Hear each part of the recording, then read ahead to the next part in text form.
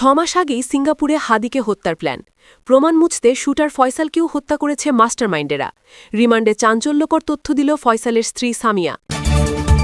নির্বাচনকে সামনে রেখে দিল্লিতে বসে যে ষড়যন্ত্রর ছক আঁকছে দেশ পলাতক হাসিনা। এতক্ষণ শুনছিলেন সংবাদ শিরোনাম, এখন থাকছে বিস্তারিত।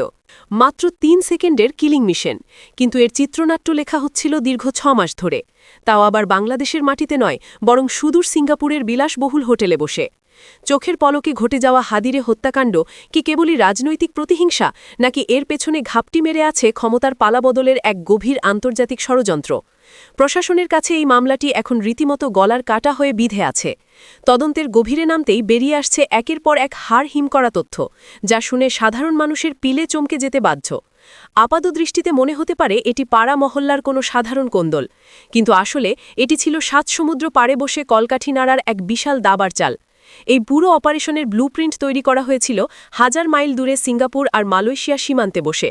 মাস্টারমাইন্ডরা জানত দেশের মাটিতে বসে এমন হাই প্রোফাইল হত্যার ছক কষলে তা মুহূর্তেই ফাঁস হয়ে যেতে পারে, তাই তারা বেছে নিয়েছিল বিদেশের নিরাপদ আস্তানা।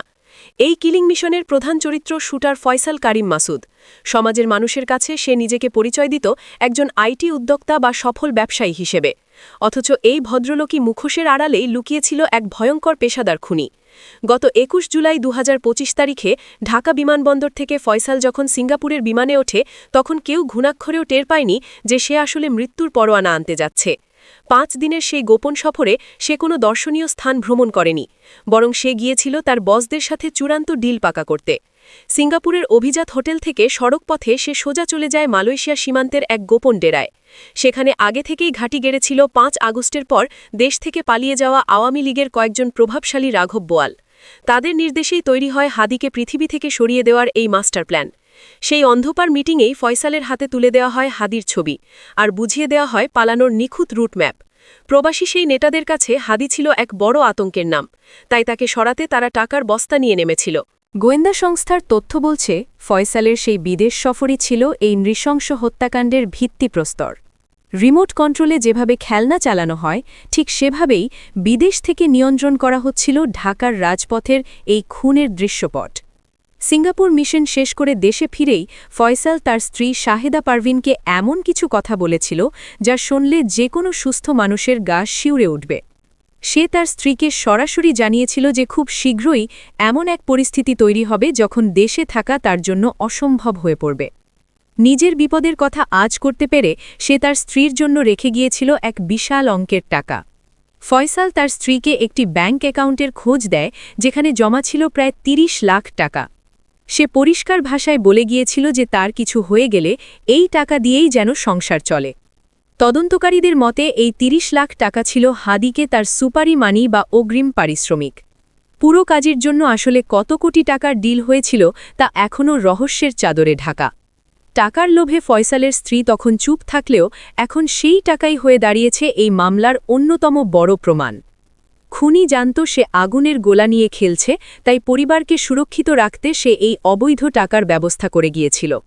হত্যার ঠিক আগের রাতে, অর্থাৎ ১২ ডিসেম্বর সাভারের এক নির্জন রিসর্টে বসেছিল এই নাটকের শেষ মহড়া।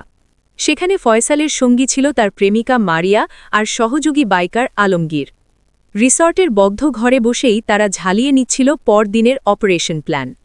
এক পর্যায়ে ফয়সাল তার প্রেমিকাকে অত্যন্ত দম্ভের সাথে বলেছিল যে কাল সকালে এমন কিছু ঘটবে যা সারা দেশ কাঁপিয়ে দেবে।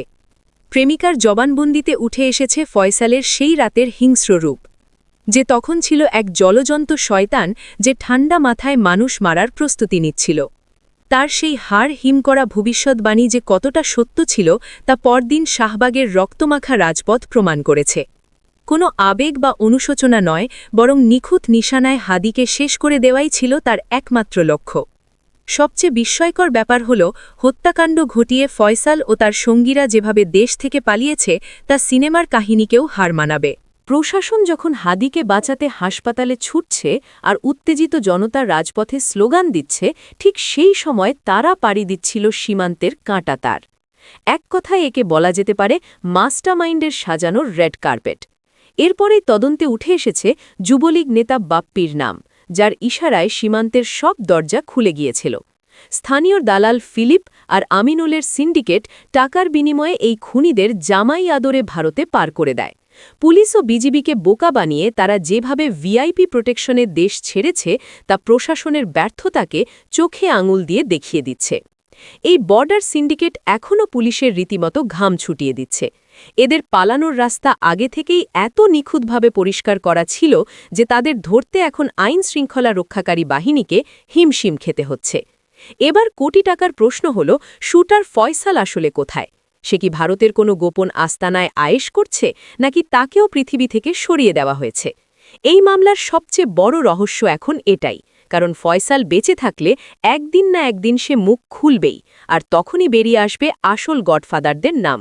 রাঘব বোয়ালরা খুব ভালো করেই জানে যে ফয়সাল পুলিশের হাতে ধরা পড়লে তাদের মুখোশ খসে পড়বে, তাই নিজেদের পিঠ বাঁচাতে মাস্টারমাইন্ডরা হয়তো ফয়সালকে গুণ করে ফেলার সিদ্ধান্ত নিয়েছে।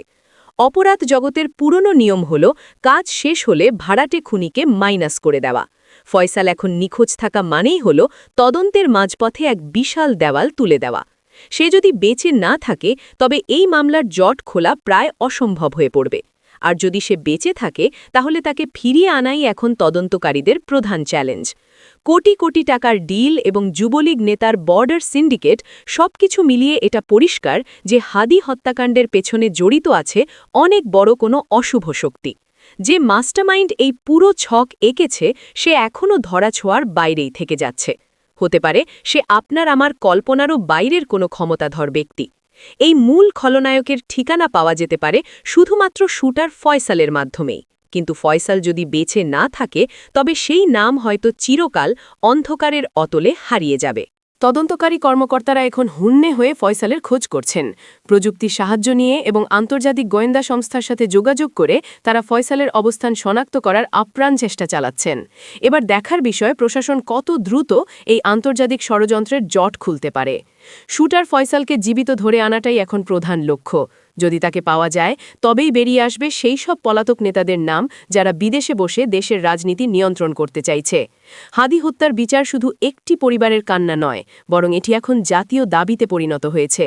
মাস্টারমাইন্ডরা যতই শক্তিশালী হোক না কেন, হাদির রক্ত তাদের সিংহাসন নাড়িয়ে দেওয়ার ক্ষমতা রাখে।